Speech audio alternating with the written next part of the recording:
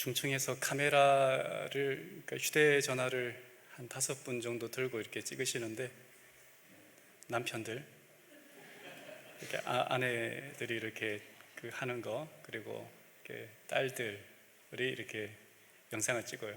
생각해보면 유튜브 방송에 교회 카메라 찍는 게 더 훨씬 좋을 텐데 왜 찍을까 생각했거든요. 근데 왜 찍는지 아세요? 유튜브는 전체가 나오잖아요. 나는 누구만 보고 싶은데, 내 아내, 내 아버지, 내 어머니 보고 싶은데 전체가 나오니까 이렇게 찍는데 사뭇 진지해 보여서 참 그게 더 온해스러웠습니다. 오늘은 다니엘서 1장 8절 나는 그리스도인입니다 라고 하는 제목으로 함께 말씀을 나누고자 합니다. 이 세상에는 다양한 방면의 천재들, 태어나면서부터 타고난 어떤 자질들이 있는, 천재적인 자질들이 있는 사람들이 있습니다. 근데 신앙에 있어서는 태어나면서부터 믿음이 좋은 사람, 그런 말 들어보셨어요? 그런 말은 없습니다. 그럼에도 불구하고 태어나면서부터 믿음이 좋은 사람이 있었다라고 말한다면 아마 이 사람 말입니다. 다니엘이 아닐까 하는 생각을 해봅니다. 다니엘도 분명히 흠이 있었을 거예요. 그럼에도 불구하고 성경에는 다니엘의 흠에 대해서 한 번도 이야기하지 않은 유일한 인물이지 않을까 싶은 생각이 들어요. 성경 여러 인물들 보면 다윗도 말입니다. 여러 사람들에 대한 어떤 그 이야기들에 있어서 불편한 이야기들이 있는데 다니엘은 그런 부분이 없습니다.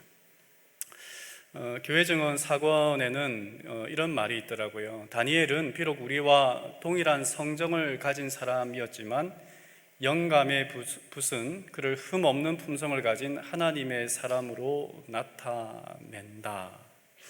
분명 다니엘도 흠이 있었겠지만 그 다니엘을 주목했던 성경에서 우리가 살펴볼 수 있는 것은 그의 삶에 있었던 그 행동과 선택에 있어서 늘 하나님께 있었기 때문에 그런 사람이 아니었을까.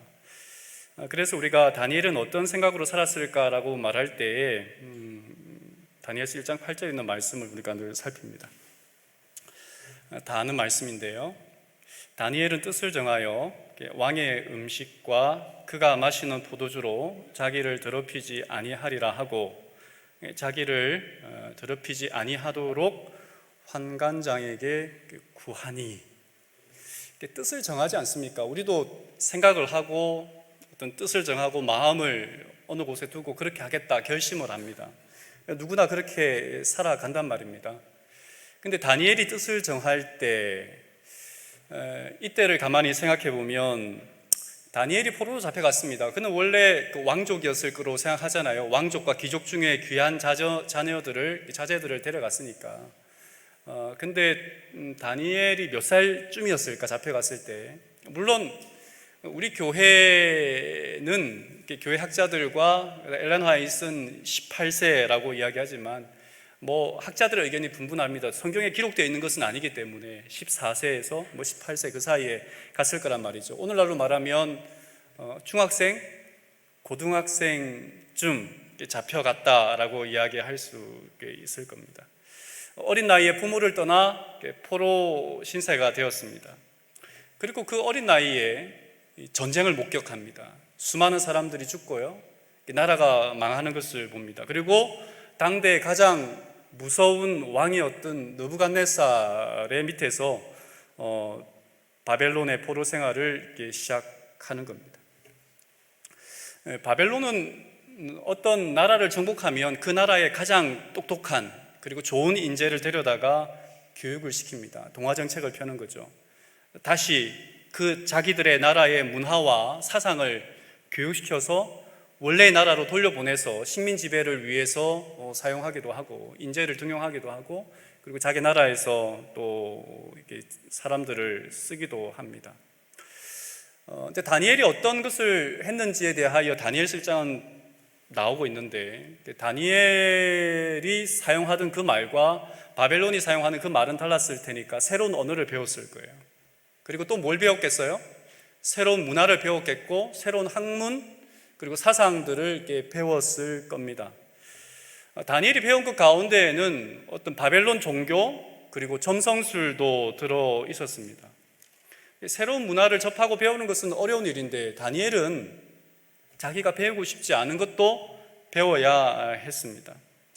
우리가 잘 알듯이 히브리 사람들은 어린이가 4살 때부터 12세가 될 때까지 모세오경을 공부시키고 거의 암송하다시피 합니다. 그 말씀을 암송하며 그들의 삶에, 그들의 문화의 중심이 하나님인 것을 가르치는 거예요. 철저한 신앙교육을 받았던, 하나님 중심의 교육을 받았던 다니엘이 바벨론에 잡혀와서 이방 종교, 이방 문화, 특별히 그 왕의 밑에서 신하가 되려면 무엇 해야 되냐면 점치는 것도 배워야 했습니다. 문헌을, 고고학적인 문헌이라는 어떤 그 내용들을 이렇게 살펴보면 그 당시 신하들은 무엇 했냐면 왕이 야 전쟁을 나가야 되는데 어떻게 해야 돼? 라고 물을 때 때로는 짐승의 내장을 갈라서 짐승의 배를 가르고 내장을 끄집어냈단 말입니다. 그 내장의 색깔을 보고 왕이시여 나가도 됩니다, 안 나가도 됩니다 라고 하는 것을 배울 만큼 바벨론에서 다니엘이 배워야 하는 것들은 굉장히 그가 살던 나라에서 그가 히브리 사람으로서 배울 수 없었던, 아니 배우지 말아야 했던 것들을 배워야 했던 것입니다. 근데 다니엘에게는 선택의 여지가 없었습니다. 배울 것을 선택할 자유가 없었다는 말입니다. 이 바벨론은 3차례에 걸쳐서 남유다 왕국을 무너뜨립니다. 세계 최강국인 바벨론, 그게 왔을 때에 아마 유다 사람인 다니엘은 그들의 고국에, 그들의 삶이 정말 초라했다, 정말 소박했다라고 여겼을 것 같아요. 그리고 자신이 잡혀온 시점으로부터 몇 년 후에 또 왕이 잡혀와서, 자기의 왕이 잡혀와서 죽는 것도 목격합니다. 그리고 또 시간이 지난 다음에 하나님의 성전이 짓밟히고 예루살렘이 완전히 함락되어지는 소식도 듣게 됩니다. 하나님을 믿는 당시 사람들에게 예루살렘 성전은 하나님의 집이었어요. 하나님의 집이 짓밟히고 하나님의 집이 무너졌다라고 하는 것은 그 당시 고대 사회에서 전쟁은 신과 신의 전쟁이기 때문에 바벨론 신에게 하나님이 무너졌다라고 생각할 수도 있는 그런 때였습니다. 그들이 전쟁에 패한 것도 당황스러운데 하나님이 무너진 것 같은 그때 말입니다. 가장 처참했던, 이스라엘의 민족의 역사 가운데 가장 처참했던 순간에 다니엘은 그 시간을 보내고 있는 것입니다. 고국으로 다시 돌아갈 수 있을까? 생각할 수 없었던 그런 때. 그리고 다니엘은 1장절에 보면 이름이 바뀝니다. 다니엘은 벨드사살이라 하고 라고 이야기하지 않습니까? 이 벨드사살이라고 하는 이름은 벨이 그의 생명을 보호할 것이다 라고 하는 말입니다. 벨, 바벨론의 최고의 신은 마르둑인데 그 마르둑의 부인이 벨이에요. 다니엘은 하나님은 나의 심판자시다라고 하는 이름의 뜻이 있지 않습니까? 늘 다니엘은 그의 이름이 불릴 때마다 어떤 마음이 들었어요? 하나님을 영광스럽게 하고 하나님을 생각하게 하는 그런 이름이었어요. 그런데 10대 중후반에 잡혀온 다니엘이 죽을 때까지 그에게 주어진 이름은 무엇이었습니까? 벨드사살이었어요. 다니엘이 아니라 벨드사살이었어요. 창시계명, 우리도 일제시대에 기독교인들이 창시계명을 하지 않으려고 부단히 애를 썼습니다. 기독교인뿐 아니라 모든 사람이 그랬죠. 특별히 기독교인들은 이것이 우상숭배라고 생각하면서 말입니다. 근데 다니엘은 자기가 무엇을 아무것도 할 수 없는 그런 때에 그의 이름이 잊혀지는 벨드사살이라고 하는 이름을 불려지는 그렇게 살아갈 그때에 다니엘은 하나님께 뜻을 정했다. 이게 끝이 아닙니다. 당시 역사적인 배경을 놓고 본다면 환관장이라 그랬어요. 환관장 밑에 다니엘을 이제 지도하는, 어떻게 보면 신하가 환관장입니다. 환관장은 뭐냐면 내시들의 대장쯤 되는 거예요. 모르겠어요. 이게 의견이 분분합니다. 다니엘이 잡혀와서 남성성을 거세당할 가능성이 많다라고 학자들은 봅니다. 또 어떤 사람들은, 학자들은 아니 그렇지 않았을 것이다 라고 이야기하지만 어떤 순간이라 할지라도 어떤 것을 선택한다 할지라도 다니엘은 그의 남성성, 만약에 그가 남성성을 거세당했다면 신명기 23장 1절에 고환이 상한 자나 음경이 잘린 자는 여호와의 총회에 들어오지 못하리라 그랬어요. 가장 수치스러운 것, 하나님을 믿는 남자들에게 가장 수치스러운 것은 뭐냐면 하나님의 성전에 들어갈 자격을 얻지 못하는 겁니다. 그런데 만약 다니엘이 돌아간다 할지라도 다니엘은 뭐 할 수 없는 사람이 된 거예요? 하나님의 성전에 들어갈 수 없는 사람이 되었을 수도 있는 그때에 다니엘은 뭘 했다고요? 다니엘은 뜻을 정하여 라고 이야기를 합니다. 이쯤 되면 말입니다, 왕족과 귀족의 신분에서 포로가 되고, 그 다음에 전혀 다른 문화와 특별히 하나님을 믿는 믿음에서 하나님을 믿지 못하는 문화로 동화 정책을 펴는 식민 지배에서 어쩌면 그의 남성성이 파괴되고 다시는 고국으로 돌아가도 그의 위치와 지위와 그가 누릴 수 있는 모든 것을 다 빼앗긴 그때에 여러분이면 무엇하겠습니까? 나를 연민하고 나를 불쌍히 여기고 고국을 원망하고 정치자들을, 지도자들을, 선배들을 탓하면서 그렇게 하루하루 허송세월을 보낼 것 같은데 다니엘은 무엇하냐면 뜻을 정했다, 마음을 정했다, 이렇게 이야기를 하고 있습니다. 학문의 자유도 없었습니다. 언어의 자유도 없었습니다. 문화의 자유도 없었습니다. 무엇도 자기가 선택할 수 있는 것이 아무것도 없었습니다. 그런데 다니엘이 선택할 수 있는 것 하나가 있었어요. 그 뭐예요? 마음입니다. 우리가 모든 것을 다 속박당한다 할지라도 이것만큼은 우리가 스스로 결정할 수 있어요. 우리가 먹을 수 있습니다. 우리가 선택할 수 있습니다. 무엇을 선택하냐면 뭘 선택한 거예요? 포도주로 자기를 더럽히지 아니하리라, 자기를 더럽히지 아니하도록 환관장이 구하니. 채식주의자로 살겠다는 말이에요? 그건 아니죠. 저기에 있는 이 말의 뜻은 뭐냐면 하나님의 자녀로 살겠다는 결심과 선택을 하는 거예요. 근데 그 뜻을 말입니다. 우리가 하나님을 믿는 사람들 때로는 무례하다는 말을 듣습니다. 내가 믿는 신념, 내가 가지고 있는 종교를 누군가에게 다니엘서를 읽어보면 다니엘이 자기의 믿는 믿음을 강요했다는 말은 한마디도 없어요. 어디에도 없습니다. 하나님을 믿는 사람들이 구약 성경이든 신약 성경이든 하나님을 믿는 사람들이 자기가 믿는 것을 누군가에게 고집스럽게 전해서 그 사람을 강요했다는 말은 없어요. 다니엘도 그런 말이 없습니다. 그리고 그는 자기가 하나님을 향한 뜻을 정했고 그것을 도움을 구하기 위하여 환관장에게 구하니 정중하게 이야기했습니다. 무례하지 않았다는 말입니다. 하나님을 믿는 것으로 내가 믿는 것을 누군가에게 전하기 위해서 무례하게 한다는 것은 신앙인의 모습이 아닌 거예요. 그럼 뭔 요청을 하냐면 왕의 음식을 먹지 않겠다라고 말을 합니다. 포도주와 그리고 왕이 주는 그 음식을 먹지 않겠다.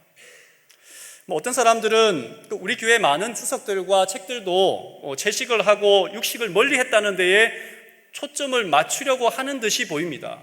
물론 그것이 틀린 말은 아닙니다만은 여기서 다니엘이 뜻을 정하여 왕이 주는 음식이 아닌 채식과 물을 달라라고 했던 것은 그런 의미에서 해석해서는 안 된다고 생각을 합니다. 왕실에서 준비한 그 음식들은 우상 숭배와 관련이 있었어요.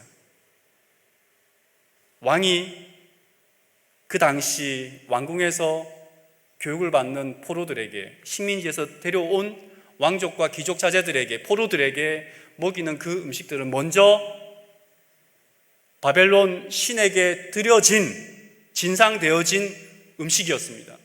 거기에는 다니엘이 먹을 수 있는 음식도 있었을 테지만 그것 또한 다니엘이 거절했던 이유가 무엇이었을까?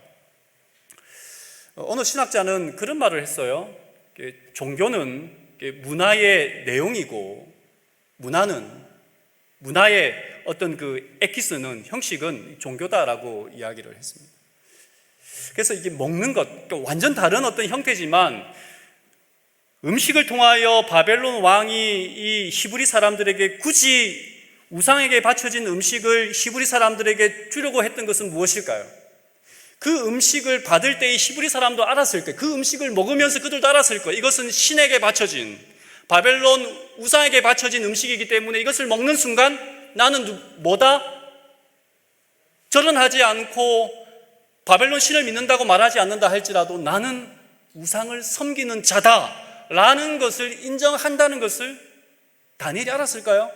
알았죠.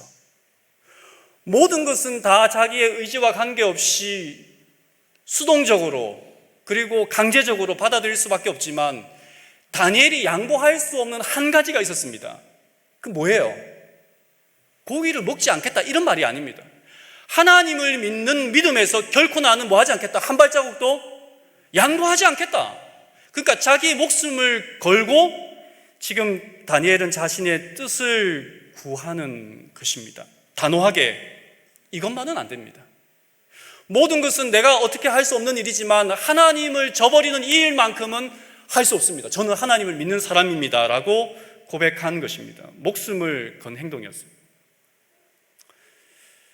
히브리의 존귀한 자들은 우리와 성정이 같은 사람이었으나 다니엘과 세 친구들 말입니다. 그럼에도 불구하고 그들은 바벨론 궁정의 유혹적인 영향을 저항하였으니 이는 그들이 무한하신 능력을 의지한 까닭이었다. 교회 정언에는 이렇게 말합니다. 다니엘은 하나님을 사랑하고 두려워하며 그분께 순종했다. 그러나 그는 세상의 타락한 영향을 피하기 위하여 세상에서 도망치지 않았다. 눈 감을 수 있잖아요. 하나님의 섭리로 그는 바벨론에 살았으나 그러나 바벨론에 속하진 않았다. 그를 두르고 있는 궁정생활의 온갖 유혹과 매력 속에서도 그는 영혼의 고결성을 유지하였으며 원칙을 고수하는 일에 바위처럼 굳게 섰다. 그가 그렇게 할 수 있었던 것은 그는 하나님을 그의 힘으로 삼았기 때문에 가장 어려울 때에 하나님으로부터 버림을 받지 않았다. 선택할 수 있는 한 가지, 그것은 하나님을 믿는 것이었습니다. 그래서 여호와는 나의 힘이요, 출애굽하고 난 다음 이스라엘 백성들이 외쳤던 것 아닙니까?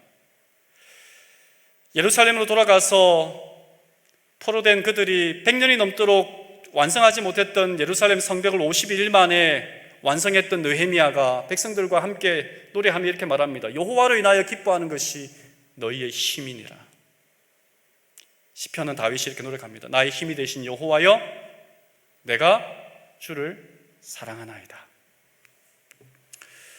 레리 오스본이 그의 책에서 이런 말을 했어요.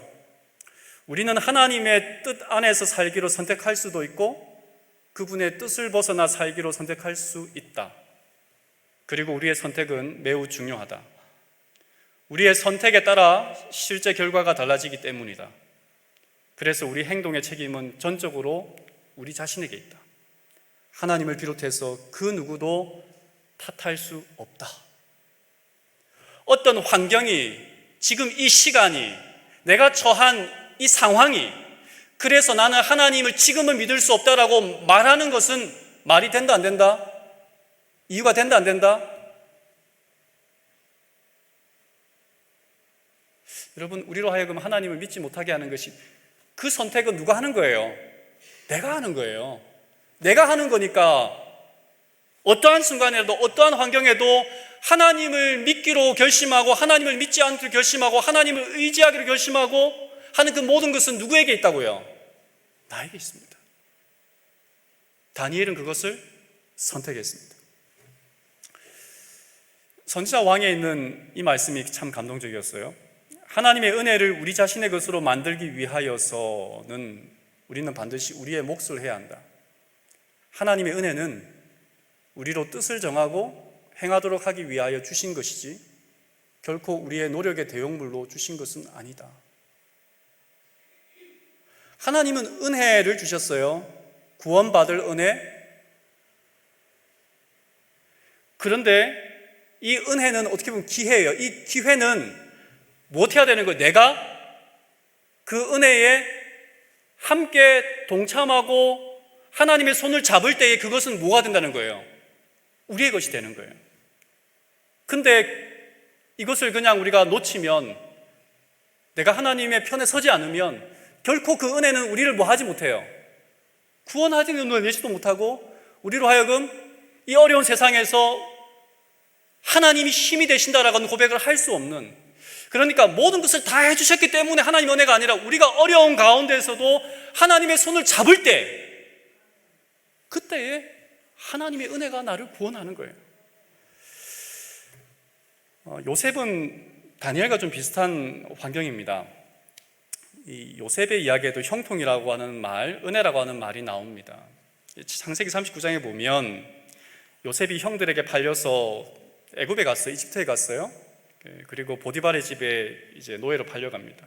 근데 여기에 창세기 39장 2절에 여호와께서 요셉과 함께 하심으로 그가 형통한 자가 되어, 하나님이 요셉과 함께 한대요. 형통한 자가 되었대요. 그러면 요셉이 형통하다면 못 해야 되는데 노예에서 자유인이 돼야 되지 않겠어요? 그런데 그 형통함이, 하나님이 함께 하심이 그 주인을, 요셉의 주인에게 복을 주셨다. 21절에 여호와께서 요셉과 함께 하시고, 감옥에 갇혔어요. 억울하게 누명을 쓰고 감옥에 갇혔습니다. 하나님이 요셉과 함께 하신대요. 그런데 누구에게 은혜를 줘요? 간수장에게 은혜를 받게 하심에, 23절, 간수장은 그의 손에 맡긴 것을 무엇이든지 살펴보지 아니하였으니 이는 여호와께서 요셉과 함께 하심이라. 여호와께서 그를 범사에 형통하게 하셨더라. 뭐 하는 거예요? 은혜가 뭐예요? 자유인이 되게 하는 것도 아니고, 누명을 벗어나게 하는 것도 아니고, 그로 하여금 돈을 많이 벌게 하는 것도 아니고, 성공하게 하는 것도 아니에요. 하나님이 나와 함께 하시는데, 하나님이 요셉에게 형통하게 하시고 은혜를 주신 것은 뭐냐면, 그 순간에도 하나님을 뭐 하지 않는, 부인하지 않고, 나는 하나님을 믿는 사람입니다. 나는 하나님을 믿는 사람이기 때문에 당신의 노예지만 성실하게 일하겠습니다. 나는 하나님을 믿는 사람입니다. 그래서 주인이시여, 여주인인 당신이 나를 유혹함으로 당신과 함께하면 내가 더 편할 수 있지만, 그러나 나는 하나님을 믿는 사람이므로 그걸 선택하지 않겠습니다. 감옥에서 이제는 더 이상 모든 사람이 날 버렸는데 아무렇게나 살 수 있잖아요. 그러나 하나님, 저는 하나님 믿는 사람입니다. 이곳에서도 저는 성실하게 살겠습니다. 언제나 하나님을 선택하는 그것이 뭐예요? 은혜요, 형통함이라는 거예요. 모든 사람에게 은혜가 있고 형통함이 있습니다. 그런데 우리는 뭐 하지 않아요? 선택하지 않아요.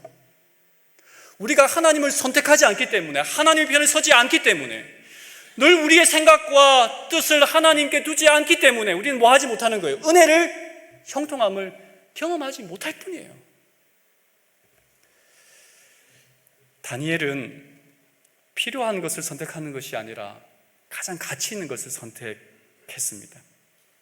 다니엘은 자신에게 유리하고 좋은 것을 선택하는 것이 아니라 하나님께서 원하시고 하나님께서 좋아하시는 것을 선택했습니다. 이것이 오늘 저희들의 결심이 되었으면 좋겠습니다. 이것이 오늘부터 우리의 모든 선택의 순간에 가장 중요한, 다른 사람, 그 사람도 안 그랬는데, 목사도 안 그랬는데, 장로도 안 그랬는데, 집사도 안 그랬는데, 그런 말 말고 하나님이라면, 예수님이라면 어떻게 했을까라고 하는 그 생각이 우리의 삶의 선택의 기준이 되었으면 좋겠다, 이 말입니다. 다윗은 이렇게 고백합니다. 하나님이여, 내게 은혜를 베푸소서, 내게 은혜를 베푸소서. 내 영혼이 주께로 피하되 주의 날개 그늘 아래에서 이 재앙들이 지나가기까지 피하리이다. 내가 치존하신 하나님께 부르짖으며 곧 나를 위하여 모든 것을 이루시는 하나님께로다. 우리가 흔들리는 것은 우리의 마음을 정하지 않았기 때문에 그렇습니다. 무엇이 더 좋을까? 무엇이 나에게 더 유익할까? 무엇이 나를 기쁘게 할까? 무엇이 나에게 남는 장사일까? 라고 하는 것들 때문에 계속 흔들려요. 우리의 신앙도 마찬가지입니다. 생각해보면 그렇잖아요. 무엇이 더 나에게 유익함이 있는가라고 하는 것을 늘 우리는 저울질합니다. 마음이 정하지 않았기 때문에 우리는 늘 흔들려요. 그래서 우리는 고뇌합니다. 고민합니다. 기도하고. 근데 다윗의 고백처럼 다니엘도 그랬을 것 같아요. 7절에 하나님이여 내 마음이 확정되었고 내 마음이 확정되었사오니 내가 노래하고 내가 찬송하리이다. 이것이 다니엘의 신앙법 아니겠습니까? 내 마음이 정했다는 거예요. 어떠한 순간에라도 내가 나라를 빼앗기고 내 신분이 포로 신분으로 내려앉고 내가 더 이상 건강과 내 남성성과 내 여성성이 잃어버렸다 할지라도 그러나 나는 무엇은 포기하지 않겠다는 거예요. 하나님을 믿는 그것은 포기하지 않겠다라고 다니엘은 고백합니다. 하는 것입니다. 가나안 농군 학교라고 하는 것을 아마 들어보셨을 거예요.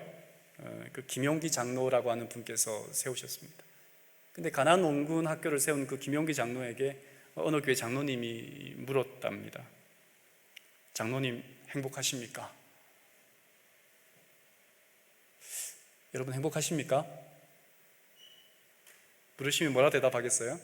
근데 이 김용기 장로님이 물끄러미 저기 논두렁을 이렇게 바라보더니 문득 이렇게 대답을 했습니다. 아니요. 아니요? 이렇게 말했어요. 아니요? 그러면서 이런 말을 합니다. 감사합니다. 행복하십니까? 라고 묻는다면, 누군가 저에게 행복하십니까? 묻는다면 늘 저는 행복합니다 라고 고백할 수는 없을 것 같아요. 오늘은 좀 마음이 울적합니다.